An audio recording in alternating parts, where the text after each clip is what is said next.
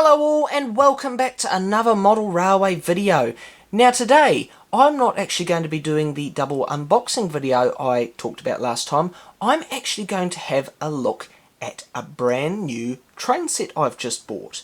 Now unfortunately I had issues with getting one of the locomotives I was going to be doing in the double unboxing video I've planned. That is still going to happen, it will just be a little bit delayed. For now though, I've got an interesting train set in an all-new scale for me. I've never collected any trains from this scale before, like TT, so it'll be interesting. So here it is. This is a Marklin Z gauge starter set. Now, I saw this at a rail show on the weekend that I went to, and I thought, I've got to try this. If I don't, I'll regret it. Is because I've heard a lot about it. I've seen layouts in Z scale, and this was on the shelf. It was the only Z gauge set in the whole rail show there, so I thought, what the heck, gotta get it. So I did. So it's quite a basic set. I'm not going to lie, I have had this out of the box and ran it. I couldn't wait. I had to give it a little bit of a test run and have a play with it, but I tell you what, it's quite a treat actually. Today's video is because this set surprised me on a number of levels, and I bet it'll surprise you as well. So, I'm now going to open this thing up and I'll show you what the contents are, and of course I will set the track up, hopefully on this bench, I'm hoping it'll fit, and give it a run. So, we'll get into it. So, I've set a board up just since my workbench isn't big enough to accommodate the track. So, we'll have a look at what contents there are in this set. Now, I'm going to start off with the track. It's because the track's unusual. Not the style of it, it's quite standard. It's got some cool little clips besides fish plates. But it's the curves that they've used. 6 little curves and 4 big ones. That to me is very unusual for a starter set. That makes up the entire circle. Well, it's an oval. There's also 2 straights, which I'll soon show you. But I thought it was very strange, but it does work. My only thinking for that, the reason they would have done it, would be maybe to accommodate different sets of points, maybe a longer, wider set, or in a shorter set, just to mix things up, so it goes with different track packs or something. I'm not 100% sure on that, but that's my thinking behind it. Could be a completely different reason. You also get standard straight piece of track, and this rather unusual power track. You get the rail where it joins up, but you've got this weird covered electrical component. Could be a fuse or a circuit or something. I don't know what that is, but it is there, and I've never seen a power track like that before. You've also got a re-railer. Nice simple little re-railer. And for your power supply, you've got this nice little dinky Marklin controller. I quite like this, it's nice and compact. I've got a Roco controller that's very, very similar to this, and they are very, very good for small spaces, and for Z gauge in particular. Brilliant size. And of course you get your wall plug and transformer. Now unfortunately here in New Zealand this plug's no good to me. I normally replace the units and get New Zealand ones that work. But just to show you this one running, I have got an adapter that I can use. This doesn't come with a set, folks. This is one I just bought myself. Cost me like $6 or something like that. Pretty cheap. But yeah, so that is pretty much everything you get except for the rolling stock, which of course is my favourite bit.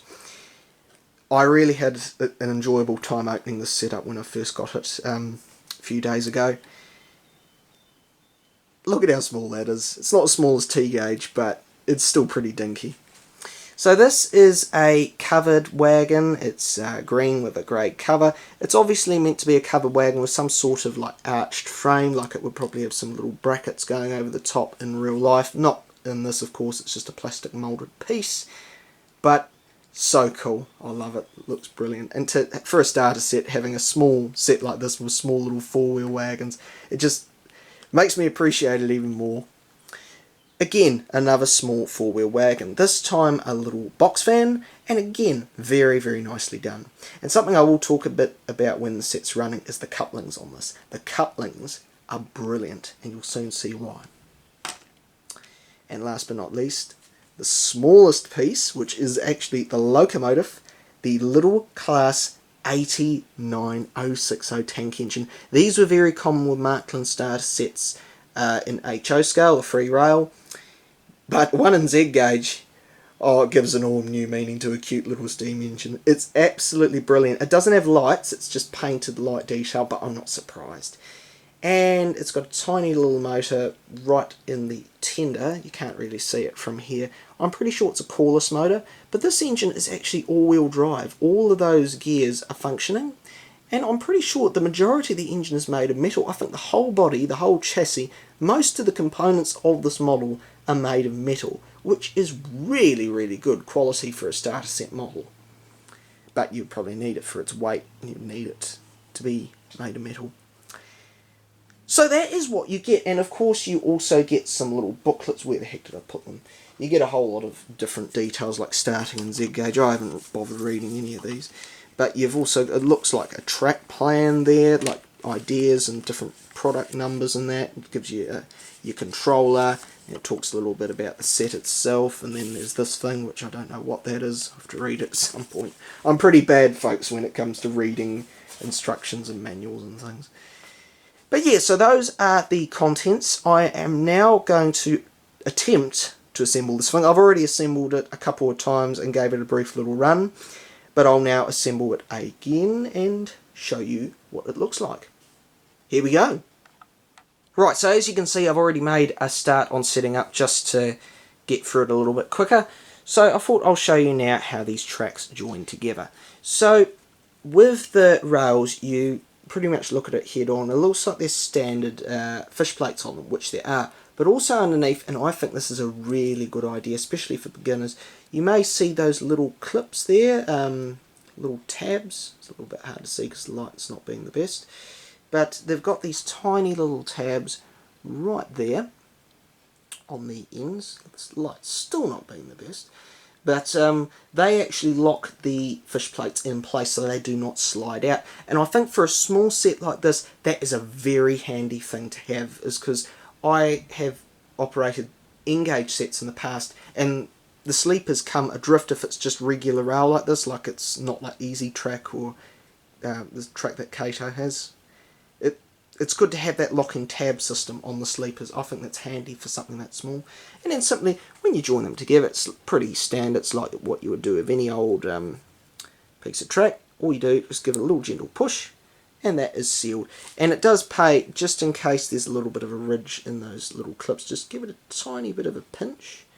That one there is a little bit stubborn, but yeah, just a little bit of a pinch just to make sure the sleepers are flush, so it's not going to be uneven. I'll do it again. And the curves are the same, just nice and careful. Line your fish plates up, give it a little pinch, and away you go.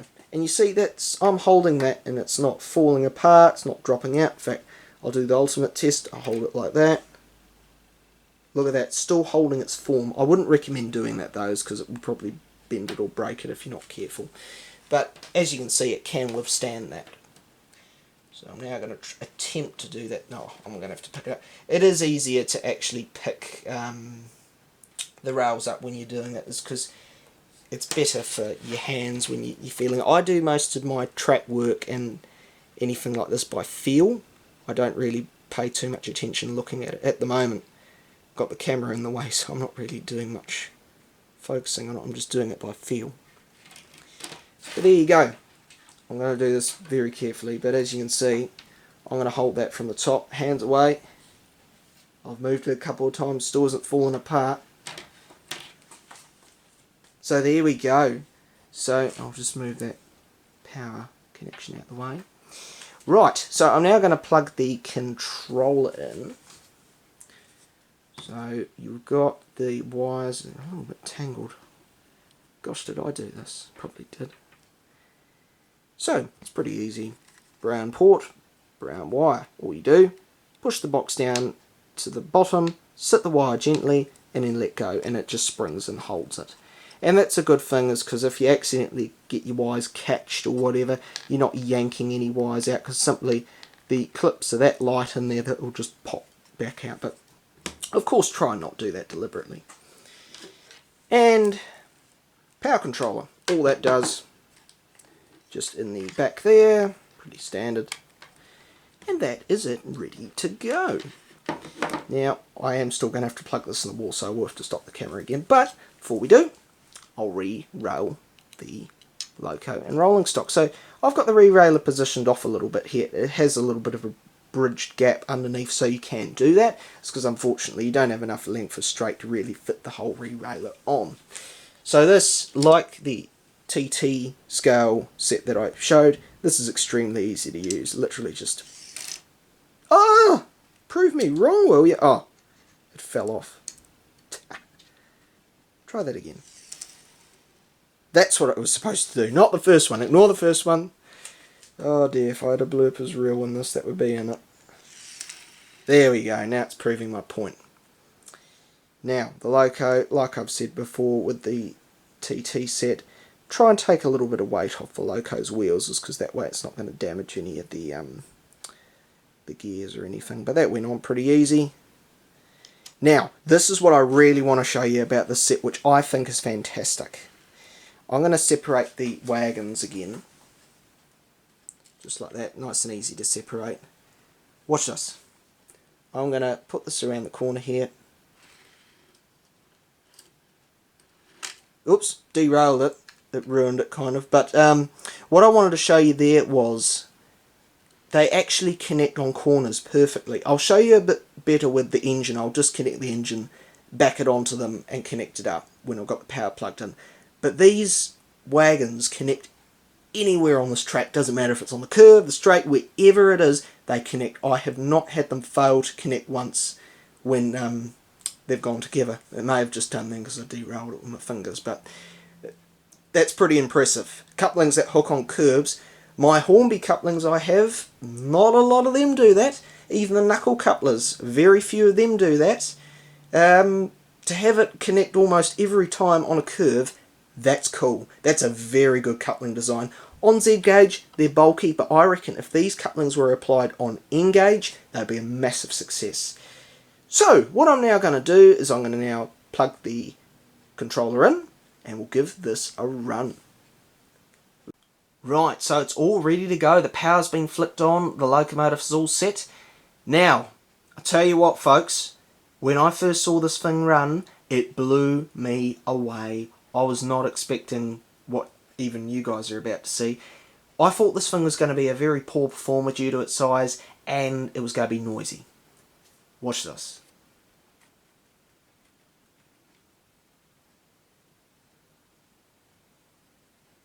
Listen to how quiet that is. Like, my voice is quite loud, but can you hear that? It is so quiet. It is so quiet and so smooth. I tell you what, I don't even have an N-gauge engine I think that runs as smooth and quiet as this. And this is Z-gauge. This is one heck of a model. Like, I'm used to 89 class locos from Marklin Z, which are rough, noisy, loud as anything. This, dead opposite. Now, watch this. That was on a curve. Did it connect first try? Let's see. Look at that. Like I was saying before, these couplings are such a good idea. This thing connects anywhere. The wagons, the loco, whatever piece it is, I can connect it wherever I want on the circuit. And it will connect first try. I'm yet to be proven wrong on this. Such a cool set. On some of the straights I've noticed it does slow down a tad, but not a great deal. It'll probably maybe a bit of dirt on the track. But that is an incredible set. I am actually going to turn this into a layout, a little mini layout like my 009 scale layout. It's going to be a small round track, possibly a siding coming off that straight just to have a spot to park some rolling stock or another loco maybe. But I'm really keen on doing a layout. But at the moment I've got a TT layout I've got to build, so it might be a while yet. But I thought, yeah, I've got to set this up and show you guys this because it's such a cool little starter set.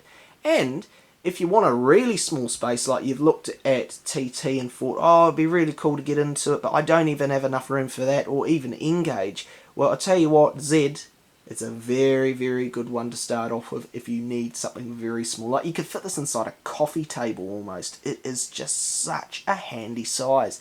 And if you want something too that's smooth, runs well, this is fantastic. Like, that is running at a pretty cool speed. It's not 100% realistic, maybe a little bit over speed, but it's pretty good. Starter set model. Very, very impressive. So there we are. Now, I'm going to leave it there for now, is because I'm going to save running it a bit more properly and running it up close for when I actually have a little layout of this thing. It's still very new to me. I'm still playing around with it, and I want to get some more bits and pieces as well. So that's where I'm going to leave that for now. But I hope you've all enjoyed having a brief look at this little starter set. I think it is going to be something really fun to play around with. I'm definitely, as I said, going to do a small little layout. I don't know where I'm going to get buildings in that from, is because I bought this at a rail show. I don't know of any retailers locally or anywhere around here that stock this stuff. But that's something I'm going to have to do a whole lot of research in, is because literally I am starting out in this scale, and a starter set is a good spot to start with. So there we go. I hope it's been enjoyable, folks. There'll definitely be a video hopefully coming soon, a double unboxing video. It'll be worth the wait when I do sort out all the issues with it. But for now, have a great rest of your day. Bye for now.